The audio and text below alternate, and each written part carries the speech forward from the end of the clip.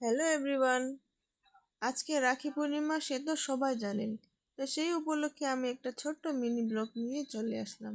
আপনারা প্রথম থেকে লাস্ট অব্দি অবশ্যই দেখবেন। এখানে আমাদের কালচারে কয়েকটা নিয়ম রয়েছে, সেটা দেখতে পারবেন। তো আমার তো রাখি পড়া শুরু হয়েই গেল।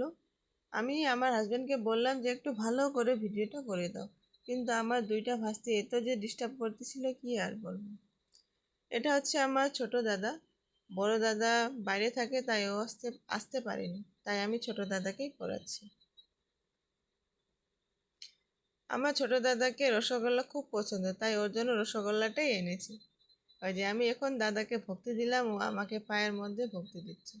আসলে আমাদের মধ্যে দাদারা পায়ের মধ্যে ভক্তি দেয় এবং বোনরা হাতের মধ্যে ভক্তি দেয়। এখন দাদা আমাকে পড়াচ্ছে, আমার পালা।